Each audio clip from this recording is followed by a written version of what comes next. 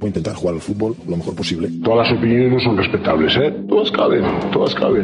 No quiere decir que todas las opiniones sean respetables, ojo, ¿eh? Como se suele decir, no. Lo que es respetable es el derecho a opinar. Que yo, sobre los procesos de crecimiento de las mariposas en Camerún, puedo tener opinión, pero no tengo ni puñetera idea, ¿eh? Bienvenidos a Paliques de Fútbol. Muy buenas y bienvenidos a un nuevo episodio de Paliques de Fútbol. En el día de hoy retomamos o seguimos con el modelo tradicional, pero lo vamos a variar un poco porque todavía no he conseguido contactar con entrenadores de fútbol 8 titulados, que es el otro formato que quiero traer. Así que vamos a hacer un mix. Voy a traer a alguien vinculado al fútbol, pero que todavía es joven, es menor de edad y bueno, en vez de sacarle un tema general que podríamos estar hablando entre entrenadores, entre compañeros, pues vamos a hacerle una multipregunta, como siempre, y que él vaya respondiendo, que se vaya soltando, que no tenga nervios, y ya estaré yo para joderle un poquito y que se suelte. Y nada, él juega de portero, su nombre es Oliver, este año está en el San José, y bueno, he tenido la suerte de entrenarlo 2 años. Y bueno, que se presente un poquito él. Oliver, bienvenido. Muchas gracias, Angor. Bueno, yo soy Oliver, tengo 16 años. Como bien dice, me ha entrenado 2 años, uno en el Sporting y otro en el Andene. ¡Sale, demonio! Y muy bien, muy bien. Me parece un espléndido entrenador, de los mejores que he tenido. Peloteo tampoco, no. Sobre ahí no va esto. Yo no los traigo porque me hagan pelota. No, es verdad. Porque el grupo que forma en el banquillo, el compañerismo, te intento ayudar para que tú progreses y no progrese yo, sino progresamos todos juntos, el equipo juntos. Porque el fútbol es un equipo de equipo y si no van todos a una, el equipo se cae. Bueno, pues peloteo hecho. Pasamos ya a la múltiple pregunta. Creo que voy a bajar un poquito el volumen porque lo tengo un pelín alto. O estoy demasiado potente yo la voz. Nada, Oliver. Empezamos por... Eres portero, te voy a tocar portería, fijo. ¿Por qué elegiste ser portero? ¿Cómo fue esa llegada? ¿Cómo te sentiste?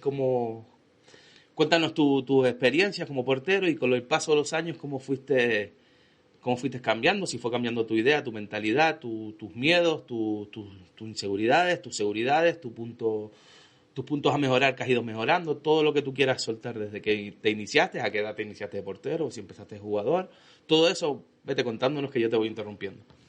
Okay. Bueno, pues yo empecé con 4 años, un año antes de lo normal en la escuelita. Empecé en la UNA y yo desde chiquitito siempre he querido jugar arriba, de delantero, marcar goles, dedicárselo a mi familia. Yo siempre quería eso. Pero llegó un día viendo el Real Madrid, que en mi casa somos todos unos aficionados al Real Madrid, y viendo un partido me tocó ver a Iker Casillas. Me acuerdo, fue un partido clásico.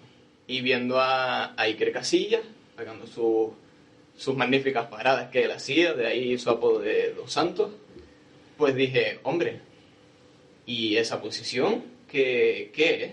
Porque nunca me la había replanteado. O sea, ¿por qué los porteros visten diferente? ¿Por qué juegan en un área? Porque tienen un sitio delimitado y los otros jugadores no. O sea, ¿cuál es su papel? Y pues le dije a mi padre en ese mismo momento, pa, ¿tú te enfadas si yo me quiero volver portero? Y él me dijo, no muchacho, ¿cómo me voy a enfadar? Prueba el entreno que viene, se lo dices al entrenador y pruebas, y si te gusta pues te quedas, que todavía estás empezando. Y así fue, empecé al siguiente entreno, empecé de portero, y claro, estaba empezando y no paré ni una, pero poco a poco he ido progresando, y hasta hoy he conseguido un montón de progreso y de futuro, y bueno, le he cogido mucho más cariño del que tenía al principio. O sea, empezaste en prebenjamines ya. ¿Desde prebenjamines o escuelita? No, desde escuelita. Desde escuelita portero hasta el día de hoy. O sea, portero de profesión. Sí. Que a lo largo de los años, ¿qué es lo más que te ha ido marcando de de ser portero? O sea, ¿qué cambios has tenido? Porque, como tú bien dices, todos los porteros empiezan que no paran ni la guagua, es lógico. Necesitas a alguien que te forme bien, que no se olviden de los porteros, que el portero no es un jugador que está ahí para que los delanteros tiren, que es lo que suele, o para que los jugadores tiren, que es lo que suelen hacer la mayoría de los entrenadores. Tiene singularidades. Ser portero, para ser portero hay que ser diferente desde mi punto de vista. ¿Qué es lo que con los años, sobre todo los primeros años, fue cambiando tu punto de vista? ¿Qué fue lo que te fue gustando? ¿Qué es lo más que te gusta? ¿Lo menos? Pues empezando por la primera pregunta, lo que más he notado que suelen criticar o hablar o comentar por fuera de los campos, dentro, en donde sea de fútbol, es que los porteros, no sé por qué, siempre le echan la culpa de la mayoría de los goles. Cada vez que un gol, a no ser que sea un golazo por la cuadra, pero la mayoría de los goles siempre dicen, el portero hizo algo que no estaba bien y por eso le marcaron. Siempre tiene alguien que entiende poco de fútbol o simplemente es aficionado y no conoce la posición de portero, pero casi siempre suelen criticar al portero porque es la última posición y no está ahí para parar balones, está por si llegan, intentar que no marquen gol, que eso es de lo que la gente se olvida, que el portero no está para parar goles, está por si llegan, porque para llegar a la portería tiene que pasar por los otros 10 jugadores. Y que es el último, y siempre el ser el último, todas las miraban reflejadas hacia él. Un delantero puede fallar 4 goles claros, que si mete el último en el último minuto o empujarla, pues se le escapa, o porque hay un rechace de un jugador y la tiene que empujar, es el héroe del partido. Sin embargo, un portero no puede fallar ni una vez, porque si falla una vez queda estigmatizado. O sea, es algo de que yo he trabajado mucho como entrenador, yo interiormente, porque por unas cosas o por otras a veces me he tenido que poner de portero en los últimos años que jugaba fútbol, y qué fácil es que le pasó por debajo del brazo, es que se la comió, es que salió mal. O sea, son tantos factores los que influyen en el trabajo de un portero y son acciones puntuales. El portero, si de por sí un jugador normalmente toca poco el balón, es que un portero puede estarse 30 minutos prácticamente sacando de puerta. Y después le exigimos. Por eso es tan difícil ser, como tú decías, que te fijabas en Iker Casillas, porque por eso es tan difícil ser portero en un equipo grande, porque te llegan poco, pero lo que te llegan tienes que sacarlo. Y es muy difícil mantener la concentración. Eso es lo negativo. ¿Y lo bueno? Lo bueno, pues sobre todo esa satisfacción de que salvas a tu equipo, no en el último momento, porque eso es muy difícil, y los nervios a veces te pueden, ya sea alguna locura, porque todos los porteros hemos hecho alguna locura siempre. Pero eso, la satisfacción de escuchar a toda la grada, incluso la grada del otro equipo, que hacen uy, escuchar eso, se me ponen los pelos de punta, porque es lo que más me gusta de decir, toma, te la paré, acabo de salvar a mi equipo y ahora tú vas a perder los 3 puntos. El saber eso, de cuando yo toco la pelota o simplemente por colocación el delantero la falla, esa es la mayor satisfacción que puede tener un portero. Salir de un partido sabiendo que hizo todas las acciones que podía hacer, las hizo bien. Aparte que cuando un portero hace bien su trabajo, independientemente del resultado, le crea al atacante, que no tiene que ser solo el delantero, pero le crea al atacante la sensación de me la va a parar, tengo que hacerlo muy bien para meterle el gol. Esa psicología yo creo que es un juego que los porteros manejan muy bien y se está viendo ahora con el portero del argentino, Emiliano, no me acuerdo del nombre, que psicológicamente se come a los contrarios de otra forma. O sea, al final el fútbol puede ser más fair play, menos fair play, pero el fútbol siempre ha sido esto. O sea, y este chico pues se los come de esa manera. Hay porteros, por ejemplo, yo te hablo de los años que has estado conmigo, siempre estaba la sensación de vale, pero queda Oliver. Y eso es fundamental, como en otro equipo, por ejemplo, el año que estuvimos en el Sporting, pues era, vale, sí, pero vamos perdiendo, pero es que tenemos a Mauri, tenemos al otro, tenemos a Edgar, y pues, vamos a hacer gol. Pues era la misma sensación, los porteros son diferentes. ¿Qué cualidades crees tú que tienes como portero, tanto psicológicas como técnicas, como las que tú entres a valorar? ¿Y cuáles crees que son las que más destacan en general para ser portero? ¿Qué necesita un portero? Bueno, pues de las características que yo creo que yo tengo es que por aéreo, que los porteros, sobre todo los de aquí de la isla de Tenerife, no suelen ir muy bien por alto. De hecho, hay un vídeo de una parada, bueno, de una parada no porque acabó en gol, pero de un intento de ella, de un portero que se llama, creo que era Ortolá. Saltó hacia arriba y como no juegan bien por aéreo, no saben qué hacer en determinadas acciones, pues salta con tan mala fortuna que la vuelve a echar para adentro. Salta mirado hacia la portería, un fallo grave, nunca puedes mirar tú hacia la portería defendiéndola. Y en un derbi, que lo marcó de por vida. Salta y no calculó bien, al intentar echarla hacia afuera, pues se la mete hacia adentro. Y claro, en un delantero, un defensa, te puede estar mejor un partido, 2, pero vuelves a jugar. Pero en portero te pegas una cantada de esas y es que a lo mejor ni vuelves a ver los campos, porque es que te marcan de por vida. Sobre todo cuanto más alto juegas, cuanto más categoría, primera, segunda división, en esas categorías un fallo puede ser mortal, o sea, puedes acabar casi con tu carrera. Mira, por ejemplo, en el caso de Iker Casillas, Cañizares, se le cae un bote de colonia en el pie, que me dices tú, ¿cómo se te cae un bote de colonia en el pie? Que te puede pasar a ti y a cualquiera, pero para escayolarte toda la pierna, está chungo. Hay una leyenda urbana, pero bueno, vamos a dejar que fue el bote de colonia. Vamos a creernos que fue el bote de colonia. Y pues, mira, un fallo, tiene ese fallo, no juega, y mira, ¿quién se acuerda ahora de Cañizares? Nadie. De Iker Casillas, medio planeta. Todo es cuestión de sacrificio, obviamente, trabajo, pero también tienes que tener un poco de suerte, porque sí, tú puedes trabajar, entrenar todos los días de la semana, matarte, trabajar todo 30.000 veces, pero también tienes que tener suerte.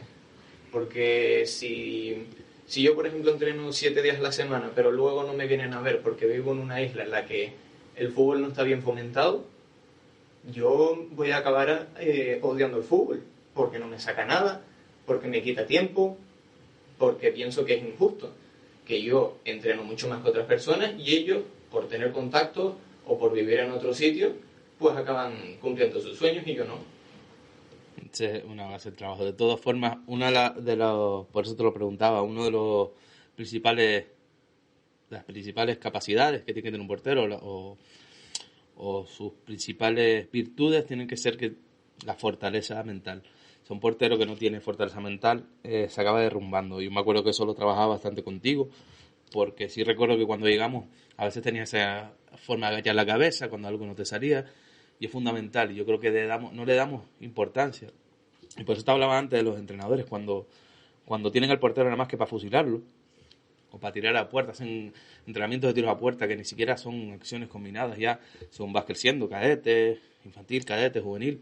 Simplemente nos quedamos atados a los entrenamientos antiguos, a tirar, a poner en el paredón al portero, que al final, si te tiran 20 jugadores de 20 en 20 seguidos, a veces que no ni paramos porque a veces se hacía con filas, el portero está acá y levanta, cae, levanta, cae, levanta, cae, levanta. Yo me acuerdo que te decía a ti, no te tires a todas, porque estás solo, en este caso estabas tú solo. O sea, vale, sí, para una, pero no, es que se quedó quieto en la otra, que está solo.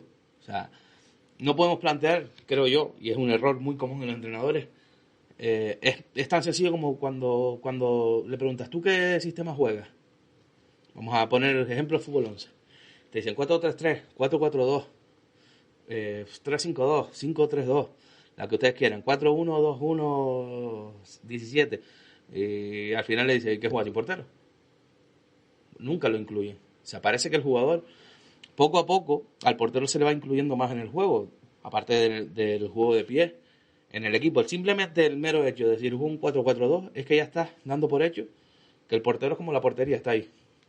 Está ahí. Y hay que darle la importancia que tiene. Más una posición que juega mucho, lo que te decía, mentalmente, la cabeza. Para mí los porteros tienen que ser mentalmente muy fuertes y después ya viene lo demás. Si tú eres mentalmente fuerte, si después trabajas, entrenas, te sacrificas y después tienes a alguien que te entrena hablabas antes lo del juego aéreo, que eran cosas que me voy apuntando mentalmente y para que no se me vayan. El juego aéreo, tú que has tenido varios entrenadores de porteros, ¿realmente cuántas veces te lo han trabajado? Todo es agilidad, velocidad, piernas, estiradas y sacar. Y la salida a balón. ¿Realmente cuántos entrenadores le dedican entrenamientos para un portero? Yo recuerdo siempre, hace muchos años, fútbol regional. Mi padre tenía un portero que medía, no sé si llegaba al 1,70, no me acuerdo.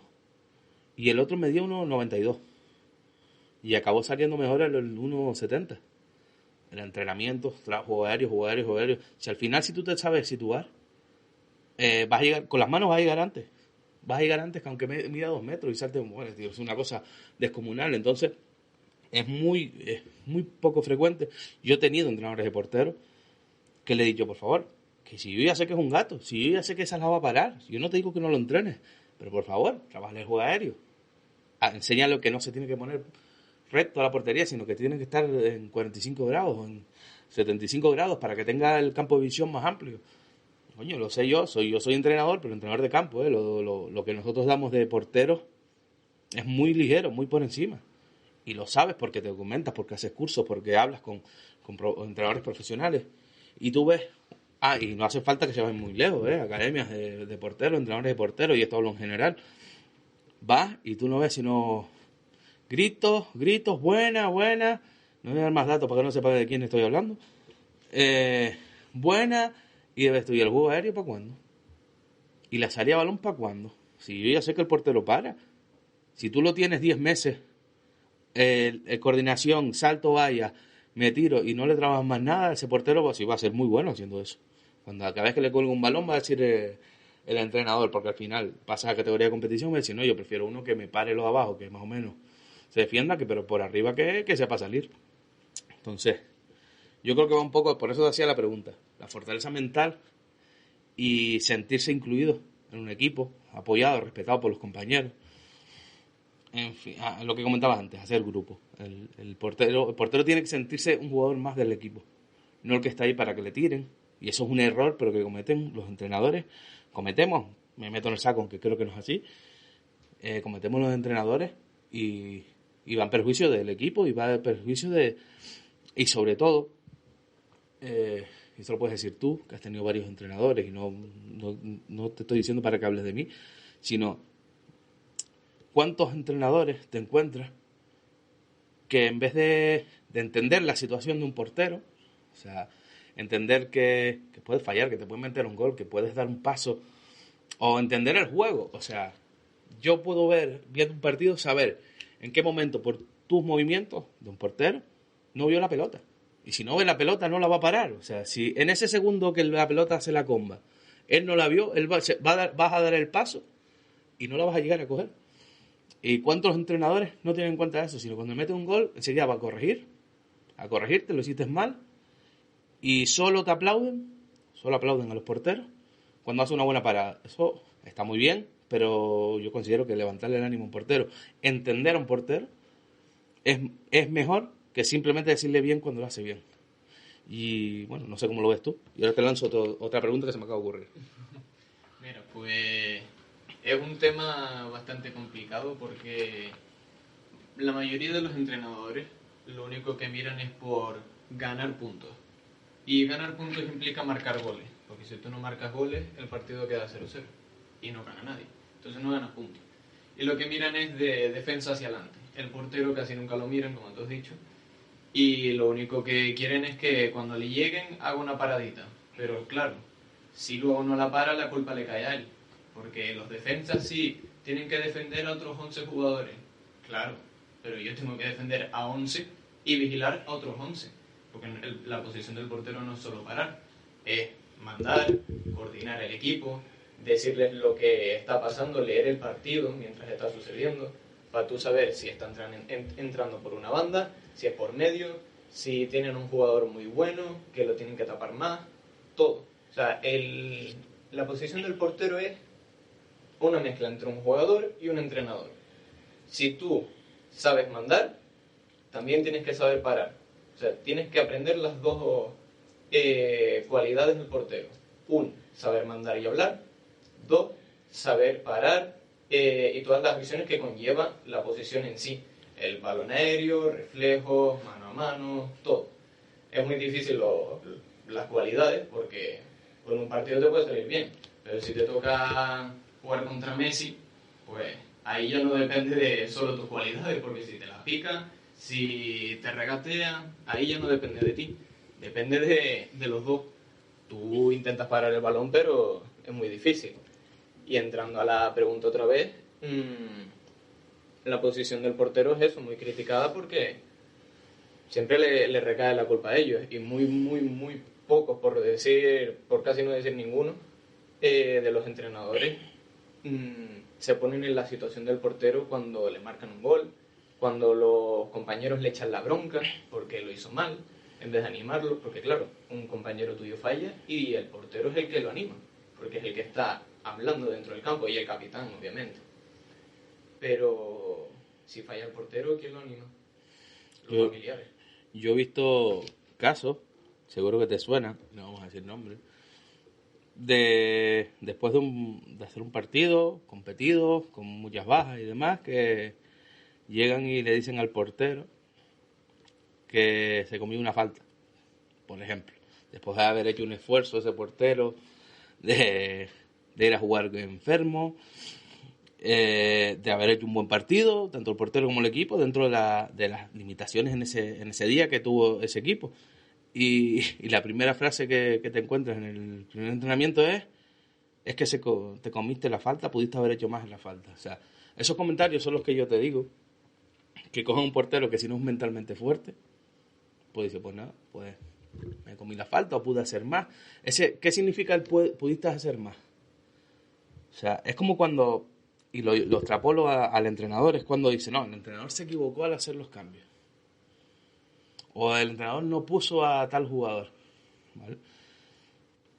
El entrenador toma decisiones, se puede equivocar, pero normalmente, y yo voy a hablar de entrenadores en general, entendiendo el concepto no técnicos, como suelo hablar yo, sino entrenadores que tienen se basan en unos fundamentos para entrenar y para tomar decisiones. Tú tomas unas decisiones, a lo mejor no pones un jugador porque no vino a entrenar, porque tuvo mala actitud, porque no entrenó bien, porque le faltó respeto a un compañero, etcétera. Eso no lo entra a valorar nadie. Y estamos hablando de fútbol base, no estoy hablando de fútbol profesional, que ahí, bueno, pueden haber sanciones económicas y echar de un lado eso. En fútbol base, al final estamos formando personas, jugadores, pero personas. Entonces, yo considero importante que las decisiones que toma un entrenador sean acordes para todos, para que no hayan desigualdades. Lo he hablado un montón de veces en un montón de episodios. Pero el entrenador toma una decisión. Sale mal, porque puede salir mal. Porque no, a lo mejor de un jugador te esperas que haga una función y no tiene el día. Eso no le puede pasar a cualquiera. El entrenador tiene la opción del descanso, de los cambios, etcétera, o bueno, ponle tú que sea al hacer los cambios. Buscas una cosa y no sale mal y te quedas sin opción a hacer el cambio. Y es que el entrenador se equivocó, claro, a todos a toro pasado, todo el mundo sabe lo que tiene que hacer y todo el mundo... A un portero creo que le pasa un poco lo mismo. O sea, en décimas de segundo tienen que decidir.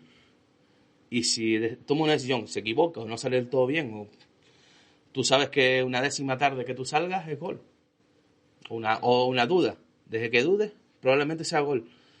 Si la persona que está en la banda, olvidémonos ya de grada y de público, si el equipo no está, ¿cómo se dice? Fomentando el compañerismo, el ser uno, ya el equipo te cae encima, al portero. Pero si encima el banquillo no te ayuda, al final lo que consigues es que el portero se vaya haciendo chiquitito. Por eso hago mucho hincapié que un portero mentalmente tiene que ser una bestia y trabajarlo. Y a veces no le damos la importancia de trabajar mentalmente a un portero.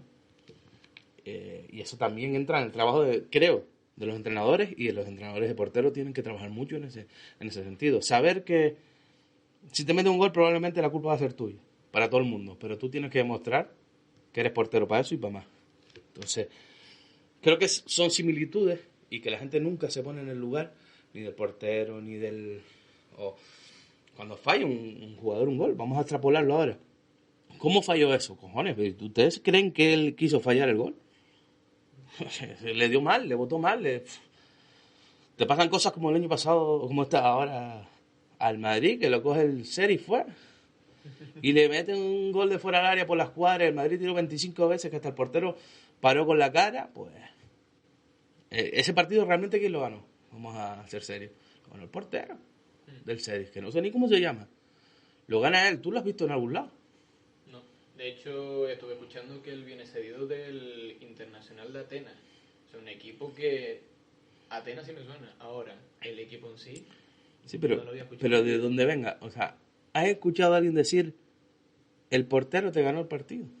Porque si el portero no para, se iban 6 ayer. Y esto me recuerda a un caso, para que tú veas cómo son las cosas, y es de... no me acuerdo si fue el Sevilla o el Valencia. Ahora estoy perdido. Sé que era Marcelino, el entrenador, creo que era el Valencia. Que había jugado contra el Barcelona y el portero, no me acuerdo quién era ahora, lo paró todo. Pero yo no vi el partido. Y sí, pero sí vi las declaraciones del entrenador. Y el entrenador dice, hicimos el partido perfecto para ganar, salió todo bien y tal. Y yo llego y me pongo a ver el resumen largo del partido, porque no me gustan los highlights, me gustan los resúmenes largos, que es donde se ven varias jugadas. Y veo que el portero del Sevilla, no me acuerdo quién era, del Valencia, perdón, no me acuerdo, paró como 8 mano a mano, una cosa loca. Yo el concepto de partido perfecto lo tengo de otra manera, o si el portero deja de parar una, pierdes el partido, te empatan. O sea, ¿cómo puedes decir tú que hicimos el partido perfecto cuando tu portero fue el mejor? ¿Por qué no resaltas esa figura?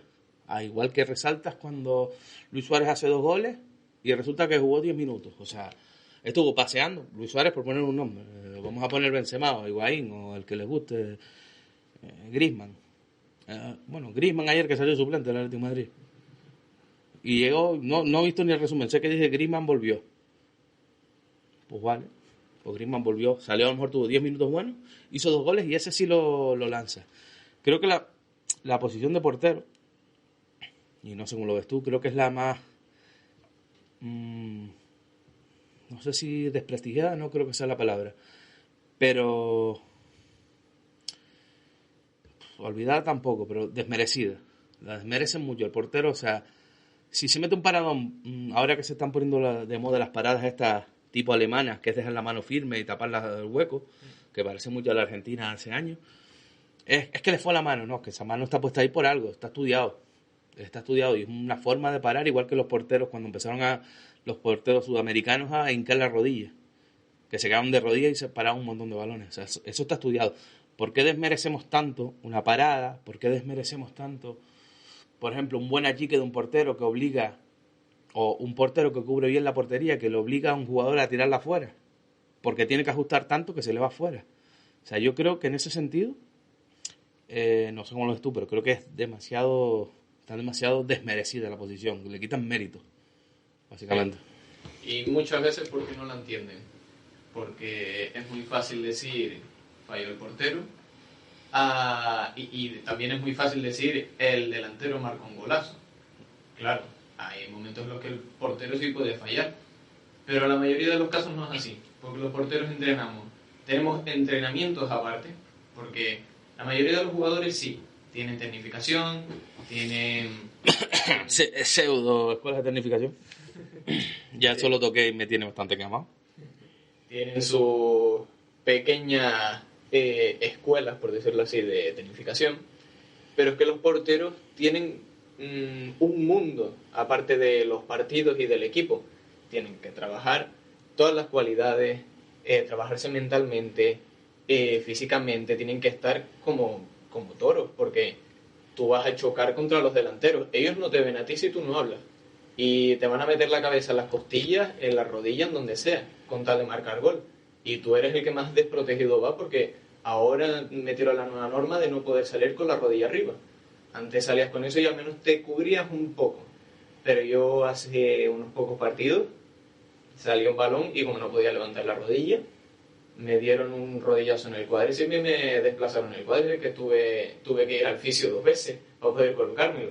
O sea, es increíble como hasta en las normas se desvalora la posición del portero, porque cada vez le van quitando menos cosas. Antes que si la tocaba fuera era amarilla y falta, vale. Ahora roja, expulsión. Luego que si te quitan el cubrirte tú, porque los delanteros se pueden cubrir, te meten los codos en las costillas y no pasa nada porque es el delantero, o cualquier otra posición. Pero el portero no puede sacar la rodilla. Vale, y si me parten algo a mí, ¿de quién es la culpa? ¿Mía por no cubrirme o tuya por darme a mí?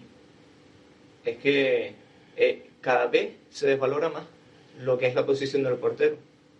Y lo que decía al principio, muchas veces porque no la entienden. Pues si tú le preguntas a alguien que haya sido portero o que entrenara portero, aunque no lo haya sido nunca, pero los entrenar, te sabría contestar miles de preguntas que un jugador no sabría. Pero miles. No sabe ni las dimensiones del campo del alguno. A ver, vamos a hacerte las dos últimas preguntas. Una creo que va a ser más fácil que responder para ti que otra. Pero bueno, vamos a ver. ¿Qué cambiaría, Oliver, en los entrenamientos de porteros, en el mundo del fútbol, en los porteros? ¿Alguna normativa? ¿Qué cambiaría? ¿Qué quitaría? ¿Qué añadiría? ¿Qué se te ocurre para mejorar tanto grupalmente como individualmente en los entrenamientos, en todo? ¿Qué añadirías y qué quitarías? ¿Qué cambiarías, básicamente?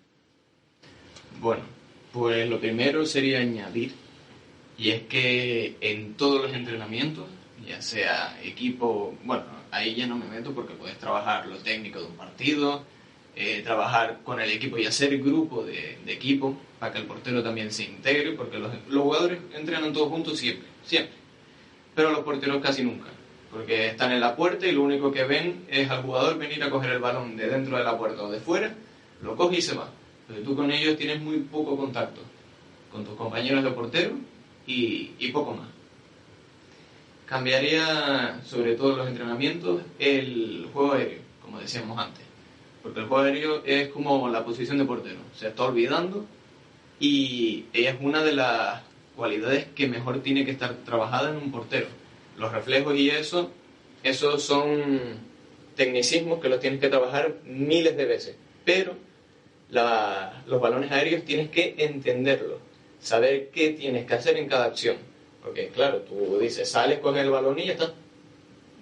Ya no hay más. Pero tienes que mirar dónde va a caer el balón, gritar para que no te hagan daño, aunque seguramente vayan igual. Porque a muchos jugadores eso les da igual, que tú grites. Luego tienes que ver si la puedes coger, si tienes que despejar, hacia dónde tienes que despejar, cómo. Y muchas veces te sale mal y tienes que ir como un tiro hacia la puerta, y si luego no llega, la culpa es del portero. Claro, si yo salgo, se supone que yo la voy a coger, pero si se me mete un delantero, la culpa ya no es mía. Lo que hablamos en la toma de decisiones antes, que los porteros tienen que tomar decisiones, pero nos olvidamos en esas mismas jugadas que tú estás hablando. Yo recuerdo como jugador, prácticamente yo era un jugador que dominaba el juego aéreo, me hacía falta en las manos, pero sí es verdad que defensivamente, si yo veía que salía el portero, yo automáticamente corría para la puerta, porque lo que tú dices, se te puede escapar, puedes chocar, puedes sacarla de puños y engancharla una y estás de fuera de la puerta. O sea, y los jugadores no piensan, y es algo que no sé si lo he comentado aquí, pero me llamó mucho la atención en un documental que vi en su día de Busquets. Y estamos hablando de fútbol profesional, pero bueno, cuando eso estaba formándose. Y él siempre decía que él estaba preparado siempre para el fallo. Y si te fijas, la virtud de Busquets es que siempre está pensando dónde se va a perder la pelota. Entonces, por eso siempre está bien colocado. La gente dice que ahora no es el mejor Busquets, que está en bajo forma. Bueno, yo tengo mi teoría que algún día le rebatiré con alguien, porque encima juega en una posición que conozco perfectamente y no es lo mismo. No es lo mismo que un equipo apriete arriba y que esté junto al equipo a que el equipo esté estirado y se queden tres arriba a la hora de defender un jugador. Pero bueno, yo creo que con esto ha quedado claro la pregunta que te hice, lo tienes bastante clara, creo que lo has sufrido bastante. Y vamos con la última que yo, bueno, seguro que lo vas a responder fácil, pero a lo mejor no te lo esperas. Dentro de 20 años, ¿Oliver seguirá vinculado al fútbol de alguna manera? ¿O de 30? cuando acabe de ser jugador, ya sea dentro de 20, de 10, de 15, cuando el destino y tu trabajo te lleve a tener que colgar los guantes? ¿Tú crees que Oliver seguirá vinculado al fútbol o habrá acabado aburrido de él? Mira, si tengo una cosa clara, es que nunca me voy a cansar del fútbol.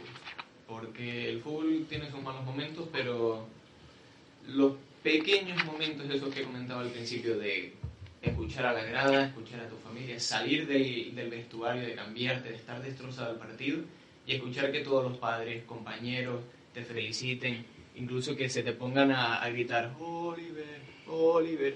Eso es lo más gratificante del fútbol, y aunque esté jugando en un equipo de aficionados o simplemente esté entrenando a niños para fomentarles lo que a mí me han fomentado y lo que me queda por aprender de muchos entrenadores,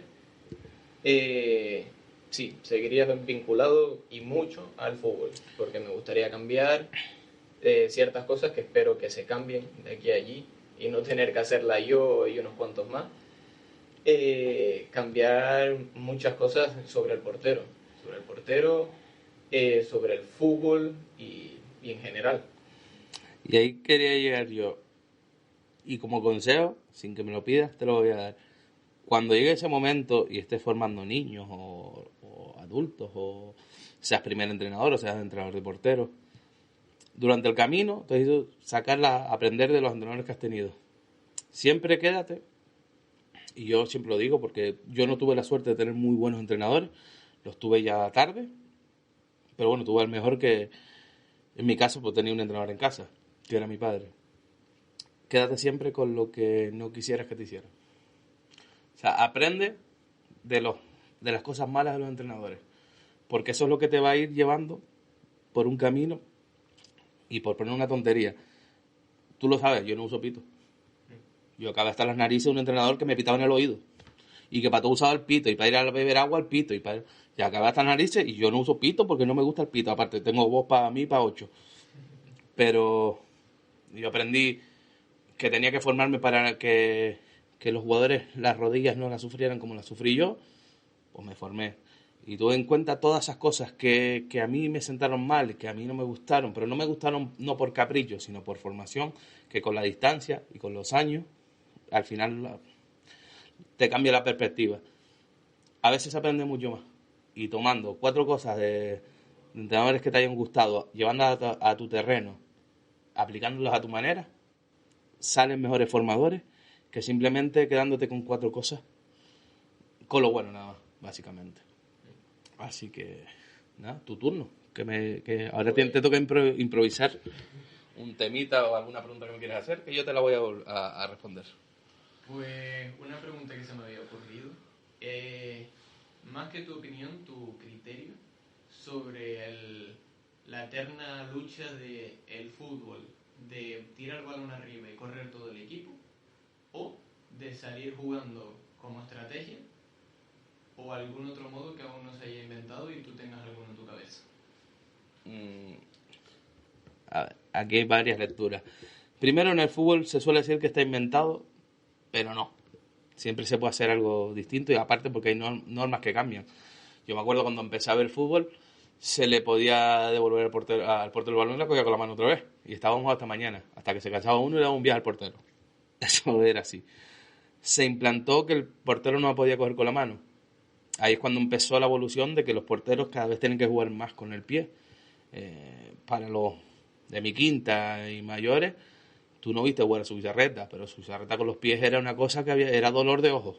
Y como su bizarreta había varios, y era el portero de la selección española. Se ha dado un paso adelante con que el portero cada vez juega más con los pies. De hecho, se está viendo que las nuevas, y tú eres uno de ellos, que las nuevas jornadas de portero se les obliga a jugar mucho con los pies, y eso conlleva a que el fútbol sea más vistoso. Tenemos un problema aquí. Guardiola, del cual yo, cuando era jugador, pues era uno de los referentes para mí, pues jugaba en mi posición y bueno, era un referente para mí. No éramos en las mismas condiciones, pero bueno, era no un ídolo, porque yo no he tenido ídolos en mi vida, ni me saco fotos con nadie, yo creo. Pero sí era un referente. Y como entrenador también lo ha sido, pero tenemos un problema, que Guardiola le ha hecho mucho bien al fútbol y le ha hecho mucho mal. O sea, tú lo que no puedes es tener, si no tienes los mimbres, no puedes hacer un cesto. Si tú no tienes madera, no puedes hacer una silla. Bueno, no sé que la hagas de metal. Pero si tú no tienes centrales para jugar a la pelota, estamos hablando ya en tablo de bueno, podríamos dividirlo. En categoría de formación, siempre. Juego la pelota. Siempre. A mí qué más me da que me metan 17, ya me ha pasado. En Alevines. Yo tuve un equipo en Alevín que nadie lo quería y siempre... Bueno, y si están oyendo los padres estos, lo saben. Saben que el equipo estuvo hecho retales del Valle. De Wimar, de Candelaria y de Arafo. Y se corrió la voz que arriba, donde nosotros estábamos trabajando en ese momento en Arafo, los niños tenían que jugar sí o sí. Y yo cogí ese equipo y se lo dije a los padres, no vamos a ganar nada, ni empatar. Pero yo lo voy a intentar enseñar a los niños a jugar al fútbol, sin miedo. Si se pierde la pelota, se pierde. También es verdad que tienes que enseñarle que no hay que arriesgar siempre, que hay que despejar de vez en cuando. Cuando ya pasa la competición, te tienen que tocar esos niños que ya han estado... O sea, que hay un problema de base. Si tú no lo has enseñado atrás, en la categoría de formación pura, a controlar, a cómo controlar, a controlar con la pierna más alejada, a que hay zonas donde no se tiene que echar el balón, que hay que moverse, que crear líneas de pase. Todos esos conceptos que en infantiles se tienen ya que tener claro, aunque no se sepan llevar a cabo, para que en cadete ya empiece la competición con esas ideas. Si tú llegas a un cadete y ya no tienes eso, te tendrás que adaptar. Y no es lo mismo jugar en largo que dar pelotazo, desde mi punto de vista. Porque yo era un tío que iba a recibir entre los centrales y te generaba una ocasión de gol. En 2 toques. Controlaba, levantaba la cabeza y la ponía al espacio. Eso es una virtud, pero eso se trabaja también. O sea, la de échale arriba y que corran, bueno, pues si no tienes nada. Yo estuve en un equipo que lo que tenía era un tío peleón arriba en regionales y atrás, si le daba un balón, le podía dar una botella, que era lo mismo. Y al final tenemos que jugar largo. Y al final el equipo se acostumbra a jugar 2 líneas de 4, 2 delanteros rápidos, replegados y arriba. Tú sabes lo que me gusta jugar a mí y cómo me gusta jugar a mí y lo que obligo. Pero si tú llevas un equipo donde no tienes esos mimbres, es muy complicado en categorías ya de competición, que si no tienes jugadores con esas capacidades, llevarlos a cabo. Lo ideal cuando te encuentres con estas situaciones, un mixto. Si puedes jugar, juegas, y si no, tener un plan B. El problema hoy en día es que los entrenadores, por lo general, no trabajan un plan B. O sea, si yo mido los Guardiola, por poner el ejemplo que puse, pues yo tenga lo que tenga, la voy a sacar jugando. Tenemos el ejemplo de Paco Gémez en el Rayo, por poner un ejemplo. Paco Gémez en el Rayo o en cualquier equipo que haya estado. Su filosofía es buenísima, sácala jugando, arriesgando. De hecho, cuando el portero se dieron... Bueno, y yo creo que lo hice contigo una vez. Si yo te exijo a ti jugar con los pies y tú fallas, la culpa es mía, no tuya. Salvo que tú te pongas a regatear, ¿sabes? Pero si yo le exijo a un central que la saque jugando cuando para el fútbol profesional es medio tronco, pues si fallas, mía la culpa. No va a ser, yo no puedo cargar las culpas sobre el jugador, porque está haciendo lo que yo le digo. Y creo que en ese caso, que me fui a Paco Gémez ahora al fútbol profesional, por poner un ejemplo vistoso para la gente. Paco Gémez estaba en el Rayo y quería jugar como Las Palmas, y estaba en México y quería jugar como el Barça de Guardiola. Pero es que con el Barça de Guardiola no ha habido un equipo. Guardiola se fue al Bayern, y aunque es reconocible su modelo de juego, y él lo dice en una entrevista, aprendió que cuando tienes a Lewandowski en el área y a Müller, hay que centrar, no entrar por dentro, como hacía con el Barcelona, volver para atrás y entrar por dentro. Si tú tienes a Müller y a Lewandowski, habrá que centrar. Y cuando llegó a la Premier y no tenía el City hecho todavía a su mano, se dio cuenta que hay que echar pelotales y correr para hacer contra. Te adaptas como entrenador.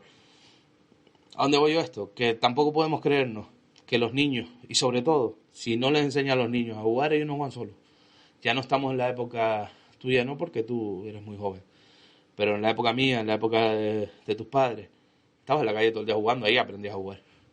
Y yo creo que para cerrar hay un ejemplo, Carlos Aymar, creo que lo dijo no hace mucho, hará 2-3 meses, y es algo que yo suelo aplicar en los equipos y no sabía que lo estaba haciendo. Hasta que no oí las palabras de él, no sabía que lo estaba haciendo. Antes, nosotros íbamos al campo a entrenar, a aprender a jugar al fútbol, a regatear, a improvisar, por así decirlo, aprendíamos fuera en la calle, jugando 1 contra 1, el fútbol de plaza, el fútbol de que hacíamos. Ahí hacías de todo, regateabas, etcétera. Pero al campo íbamos a entrenar. Eso ya no existe. Entonces tenemos que darle a los niños, al fútbol base, tenemos que darle su tiempo para que jueguen sin normas. O para que jueguen sin posición. Y eso, sabes, que yo lo he hecho mucho, lo llevo muy a cabo. Y no, o sea, lo dijo él y dijo, hostia, pues si lo llevo haciendo años. Pero no sabía sabía, en mi cabeza sabía por qué lo hacía, pero no lo asignaba a que, claro, que ya no hay fútbol en la calle. Por eso hay muchas veces que yo los entrenamientos, salvo cuando quiero trabajar el partido, que normalmente es el último día, cuando hago posesiones, cuando hago ataques defensas, cuando hago cualquier cosa, no pongo en posiciones a nadie. Cada uno que se distribuyan y sepan jugar en el puesto, que siempre lo decía, desde el puesto, en el puesto y para el puesto. Y creo que eso es lo que tenemos que ir haciendo, porque las nuevas generaciones no juegan al fútbol en la plaza, ni en el poli, juegan en el campo de fútbol la hora y media, la hora y cuarto, las diarias o cada 2 días que le toca entrenar. Creo que se puede inventar algo nuevo para finalizar. Probablemente, pero hay que ser un visionario. Guardiola lo fue, como el día, y eso que el falso 9 no lo inventó él, eso es más antiguo, pero el día, o sea, genialidades como la de ir al Camp Nou y poner a Messi porque se te ocurrió a las 3 de la mañana, que eso cuenta la leyenda. Yo no creo que a las 3 de la mañana haya llamado a Messi para decirle que va a jugar de falso 9, pero ellos lo venden así, pues vale, como producto está guay. Pero que él haya pensado que voy a jugar en el Bernabéu con Messi de falso 9, que no se lo esperan, que los centrales no saben a quién achicar, que todos están banda derecha, creo que es una genialidad. O el día que salió no sé si fue en el Camp Nou con 3 defensas, y uno de los defensas era Dani Alves por la derecha, un central y otro por la izquierda, y acumuló gente en el centro del campo y el Madrid no vio el balón. Se pueden cambiar cosas, pero ¿sabes lo bueno que tiene el fútbol? Que evoluciona, y que por cada cosa que tú inventes, con tantos analistas, ya cuando vamos al fútbol profesional, con tantos analistas, con tantos estudios sobre el fútbol, en 2 meses te tienen pillado. O sea que algo se inventará, pero algo se inventará para contrarrestarlo siempre. Por eso el fútbol está vivo y por eso pasan resultados raros, y por eso un equipo que se encierra, y no por lo que pasó ayer, sino yo recuerdo un Celtic tirar una vez a puerta y ganarle 0-1 al Barcelona. Un Celtic de Glasgow, encerrado. Por eso pasan estas cosas en el fútbol. Yo creo que por eso el fútbol es tan divertido muchas veces. Porque por mucho que planifiquen las cosas, a veces no pasan. Pero sin embargo, el trabajo, la dedicación y el sacrificio es el único camino para llegar, para mejorar y para formarse. ¿Respondida a su pregunta, caballero? Bueno, y tanto. Pues yo creo que por aquí lo vamos a dejar. Creo que ha sido entretenido, que ha sido ameno, que al final pues ha ido un tiempito y se nos ha ido volando, como siempre. Y nada, darte las gracias por haber aceptado el encierro con tan poco tiempo de antelación, y nada, encantado, y repetiremos seguro. Nada, muchas gracias a ti por invitarme aquí, y espero volver algún día. Espero, chicos, que les haya sido entretenido el podcast, que esta nueva visión, esta forma este nuevo formato, por así decirlo, aunque más o menos se adecua, se asimila mucho a lo que solemos hacer del formato habitual.